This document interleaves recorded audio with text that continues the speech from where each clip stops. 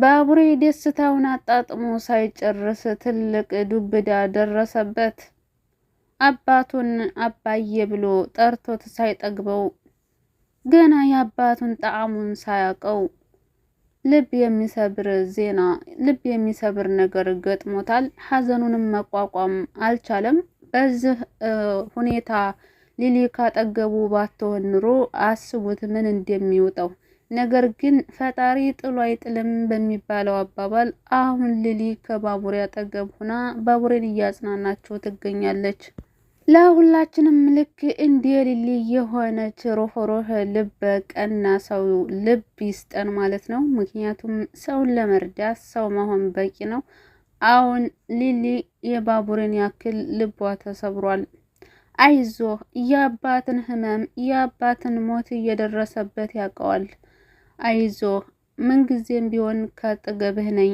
አሁን እነዚህን ሀዘኖችን ከእናትህ ጋር ሆነህ ማሳለፍ አለብህ። እንደዚህ ማልቀስ መተከዝ የለብህም እያለች ካጠገቡ ሆና እያጽናናቸው ትገኛለች። ባቡሬም በጣም ልቡ ተሰብሯል። ምክንያቱም ገና አባትህ ነኝ ወላጅ አባትህ ነኝ ብሎት ሳይጠግብ አባዬ ብሎ ገና ሳይጠራው ብዙ ነገር እየጓጓ ወደፊት የሚኖረውን ነገር ሁሉ እንዲሁም ከቅምጥል ጋር ያላቸውን ነገር በሙሉ ገና እያሰበ ባለበት ሰዓት ነው እንግዲህ ከድንገት ፋዘር ያለፉት። በነገራችን ላይ እንግዲህ ዳይሬክተሩ እዚህ ላይ ትንሽ እንዲያው የቅምጥልን አባት ቢያቆያቸው ጥሩ ነበረ ማለት ነው። ምክንያቱም በገዛ አንደበታቸው ከቅምጥል ጋር ባቡሬ ወንድምሽ ነው፣ ባቡሬ ያንቺ ወንድም ነው እና የባቡሬ እናት ደግሞ የኔ ሚስት ነበረች ብለው ሁለታቸውንም ቅምጥልና ባቡሬን ቁጭ አድርገው እህትና ወንድም እንደሆኑ መናገር ነበረባቸው። ይሁንና እንግዲህ ዳይሬክተሩም ቸኩሏል የቅምጥልን አባት ለመግደል ማለት ነው። ቅምጥል እንግዲህ በጣም ታሳዝናለች። እንግዲህ እንደማበድ አድርጓታል። አሁን መጥቻለሁ እኮ አባባ የት ነህ? እኔ አንተን መሞት አላምንም። መጥቻለሁ እኮ ልጅ እኮ መታለች እያለች ስታለቅስ በጣም ታሳዝናለች። እውነት ለመናገር እንግዲህ የብዙዎቻችን ታሪክ ነው። ብዙዎቻችን በስደት ሁነን ወላጆቻችንን ስናጣ ምን ነው ባልተሰደርኩኝ፣ ምን ነው ነይ ቶሎ ስባል ቀድሜ ባህርኩኝ እያልን ያው እንግዲህ ብዙዎቻችን የምናዝንበት ነገር ነው ማለት ነው። እና ቅምጥልን ሳይ ብዙ ነገር ነው ያስታወስኩት። ያኔ በስደት ሆነው እህት ወንድሞቼ ወላጆቻቸውን ያጡ ብዙዎች አሉ። እና ቅምጥልም ያን ጊዜ ምን አለ ወደ ገጠር ባልሄድኩኝ እያለች ለዲያማ ስትለድም አይተናል ማለት ነው። እና እጅግ ልብ ይሰብራል። ቅምጥል በጣም ነው ያሳዘነችኝ ስታለቅስ ማለት ነው። እውነቴን ነው፣ ድራማ መሆኑን ራስቼ እኔ ራሱ አብሬ ነው ያለቀስኩት ማለት ነው። እንግዲህ ቅምጥል ገና ጉዷን አላወቀችም ማለት ነው። ምክንያቱም የባቡሬ እናት የአባቷ ሚስት መሆኗን እንዲሁም ባቡሬ ወንድሟ እንደሆነ ገና የምታውቀው ነገር የለም። ይሁንና ግን ባቡሬ ወንድሟ እንደሆነ ስታውቅ በጣም ደስ እንደሚላት እርግጠኛ ነኝ ማለት ነው። አሁን ከእሷ ጎን ሰው የለም፣ እህት ወንድም ሌላ የላትም ከባቡሬ ውጭ ማለት ነው። የባቡሬ እናትም ተሽሏት እንደዚህ በማየታችን በጣም ደስ ብሎናል። የባቡሬ እናትም በጣም ተሰቃይታለች፣ ብዙ ነገር አሳልፋለች። ነገር ግን አሁን የባቡሬን አባት ይቅርታ ጠይቀው ይቅርታውን እንኳን እንደው ሳታጣጥም በመሞቱ እየተጸጸተች ትገኛለች ማለት ነው። እኔ ነኝ ጥፋተኛይቱ እኔ ነኝ እያለች ራሷን እየወቀሰች ነው። ይሁንና ይቅርታ መቀበሉ ጥሩ ነው። አንድ ሰው አስቀይሟት ልክ እንዲያስቀየመችው እንደዛ ቢሞት ኑሮ ትንሽ ይከብድ ነበር። ነገር ግን ይቅርታ ተባብለዋል። ሁላችንም ቢሆን ሞት ከመቅደሙ በፊት የተቀያየምን፣ የተጣላን፣ የተኳረፍን፣ የተበዳደልን ሰዎች ይቅርታ ብንባባል በጣም ጥሩ ነው። እንግዲህ በመጨረሻም አሹና ሮማን ጉድ ሆነዋል ማለት ነው። ሮማን አመመኝ ብላ በተኛችበት አሹ ደግሞ ለሷ ስጦታ ኮካና ቸኮሌት ገዝቶ ወደ ተኛችበት ይሄዳል።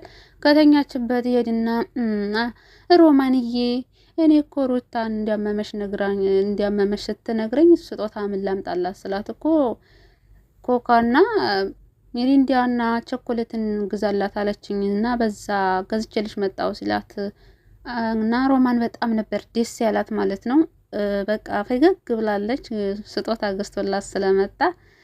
ነገር ግን ያላሰቡት ነገር መጥቶባቸዋል ማለት ነው። እንግዲህ አሹ ልክ አዴና ዴብ እዛ እንግዲህ ብዙ ቀን ተደርሶባቸዋል። አሁን ደግሞ በተራቸው አሹና ሮማን ተደርሶባቸዋል ማለት ነው። እንግዲህ አሹና ሮማን ልክ እንደ አዴና እንደ ዴብ ፈጣን አይደሉም። አሁን አዴና ዴብ ሲደረስባቸው የሆነ ምክንያት ይፈጥራሉ ቶሎ ብለው ማለት ነው።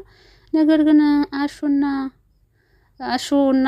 ሮማን ብዙም ፈጣን አይደሉም። እንደዚህ የገጠር ሰው ስንሆን ውሸት አንወድም፣ ውሸት አንችልበትም፣ ማስመሰል አንችልበትም እኛ የገጠር ሰዎች ማለት ነው።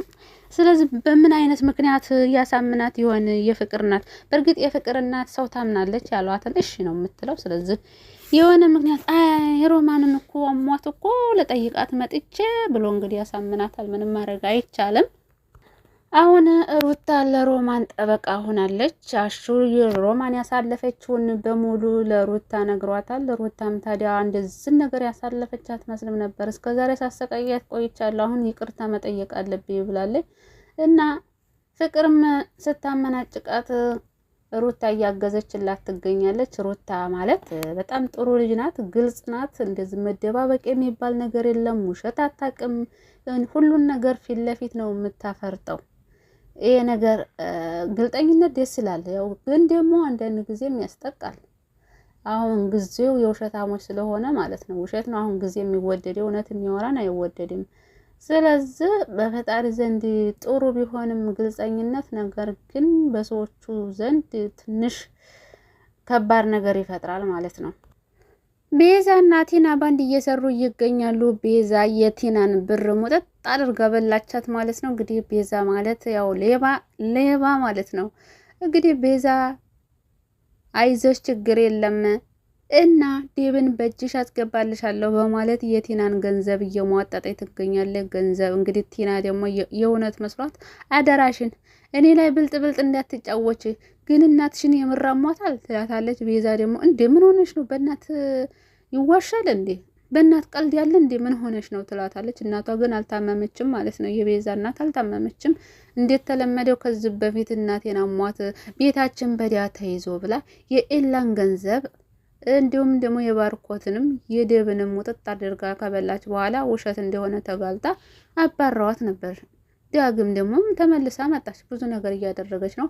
አሁን ደግሞ ሌሎቹን ተሟጠጠች በኋላ አሁን ወደ ቲና ዙራለች። ቲናን ገንዘብ አስገብታላታለች። ነገር ግን ለዚህ ስራ ይሄ ገንዘብ አያንስም ብለሽ ነው በምትላት ሰዓት ችግር የለም ዴብ በእጄ ግባ እንጂ ደግሞ ለገንዘቡ አንጨው ልጨምርልሽ ብላ እንግዲህ መልሳ ጨምራላታለች። ነገር ግን አሁን ወደ ቤት እኔ መግባት አልችልም፣ አንቺ ግቢና ከዛ በኋላ ላዴ ምን ትያታለሽ? ዴብ ባለበት ቦታ ባርኮት ደውይልኝ ብሎሻል ብለሽ ትያታለሽ። ያን ጊዜ ታዲያ ዴብም የእውነት ይመስለዋል፣ ፍቅራቸውን ያልጨረሱ ይመስለዋል። ከዛ ይጣላሉ።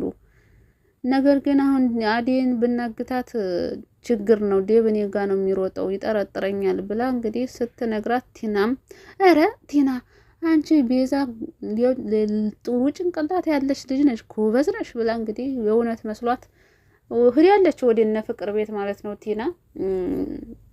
ነገር ግን አያምናትም። ከዚህ በኋላ ዴብ እንደማያምናት እርግጠኛ ነኝ። ብቻ ዝም ብላ ገንዘቧን ለቤዛ ትስጥ። ቤዛም በደስታ እየተቀበለች ትበላለች። ምን ቸገራት ቤዛ? ከዚህ በፊትም ለዳይመንድ ብር ከፍላ አዴና ዴብ እንዲለያዩ አድርግልኝ ብላ ነበር። ያልታይሳካላት ሲቀር ደግሞ በቲና መጣች። አዴ እንግዲህ ያም እየተነሳ አንገቷን ንቅ ያደርጋታል። ምስኪን ነፈር። ቅምጥልም ወዲያው ከገጠር እንደመጣች የአዴን አንገት ነበር ያነቀችው። ምክንያቱም አንቺ አባባን ሄደሽ አልጠየቅሽውም አይደል? አደራ ብዬሻል ነበረ እያለች እንግዲህ እሷን ነበር ያነቀቻት ማለት ነው። ያው እንግዲህ ሳትጠይቀው ስለቀረች ስለርቦት ጠምቶት የሞተ ስለመሰላት ነው እንደዛ የአዴን አንገት ታንቀው እየቻለችው። ነገር ግን ደግሞ አዴ የለባትም። በዛ ላይ አዴ በጣም ጥሩ ልጅ ናት። እየሄደች ስትንከባከበው ነበር። ሊሊም እንደዛው። ነገር ግን ያስም በሽታ በጣም መጥፎ ነውና እንግዲህ አፍኖት ነው በዛው ያሸለበው። እና ይሁንና አባባ መሞት አልነበረባቸውም። እንግዲህ ምንም ማድረግ አይቻልም። ልብ ይሰብራል ሲላቀሱ። የእውነት ለቅሶ ቤት ነው የመሰለኝ። በጣም ነው ልቤ የተነካው። በዛ ላይ ደግሞ እኛ ስደተኞች ትንሽ ነገር ነው የሚበቃን፣ ይከፋናል፣ ቶሎ ነው የሚከፋን ማለት ነው። ለማንኛቸውም እስኪ ቀጣይ በጉጉት እንጠብቃለን። አሹና ሮማን ምን አይነት መልስ ይመልሳሉ? እንዴ መብታቸው ነው፣ ፍቅረኛሞች ነን ቢሉስ መብታቸው ነው። ሮማን ለምንድን ነው አሹን እያፈቀረችው? ለምንድን ነው እንደምታፈቅረው ማትናገረው? ባለፈው ክፍል ሩታ ስትነግራት ነበረ። ታፈቅረዋለሽ ወይ ስትላት እንደሱ እኮ ወንድሜ ነው ስትል፣ እንግዲህ ሩታም ነግሬሻለሁ ከዚህ በኋላ በሚፈጠረው ነገር ቀናለው ብትይ እኔ ተጠያቂ አይደለሁም ብላ አስጠንቅቃታለች። ሮማንም ታዲያ ምን ማለቷ ነው? እቺ ልጅ ምን ልታደርግ ፈልጋ ነው እያለች እንግዲህ ስትጠራጠር ነበር፣ ስትፈራ ነበር። ወይኔ ጉዴ አሹን አፍቅራብኝ ይሆን ወደው ይሆን እንዴ እያለች እንግዲህ እያውሰለሰለች ነው። ሩታ ያው ግልጠኛ ስለሆነች ነው፣ እነሱን ሁለታቸውን ለማጣበስ ስለፈለገች ነው እንደዛ ብላ ጠይቀቻት ነበር። ለማንኛውም ላይክ፣ ሰብስክራይብ፣ ሼር እያደረጋችሁ አበረታቱን። ቀጣይ በጉጉት እንጠብቃለን። ያው እንግዲህ አደይ ድራማ በጣም ደስ ይላል። በዛ ላይ ደግሞ ተመልካች ያከብራሉ። በሰዓታቸው ነው ቪዲዮ የሚለቁት ማለት ነው። እንደ ማንኛውም እንደ ሌሎቹ አያጉላሉ። ምሳሌና አደይ ሰራተኛ ለተመልካች ክብር ያላቸው ናቸው ማለት ነው። እና እንደዛ ነው እላችኋለሁ። ቀጣይ በጉጉት እንጠብቃለን። ከዚህ በኋላ ቅምጥልና ኪንጎም እንግዲህ በፍቅር ይቀጥላሉ። ኪንጎ ቅምጥልን እንዲያው ሳባደር ወቅፍ ሲያረጋት በጣም ነበር ያሳዘኑኝ ማለት ነው፣ ሁለታቸውም ማለት ነው። በቃ ያኔ እንዲያው ቅፍ ሲያደርጋት የቅምጥል ፍቅር እንግዲህ ኪንጎ ላይ ሄዶ ልጥፍ ነው ያለው ማለት ነው። አስባችሁታል? በዛ ቅጥበት እንግዲህ ኪንጎ የለም እኔ ራሱ የለውም ነበር እንደዛ ቅፍ ሲያረጋት ማለት ነው። የለውም ነበር።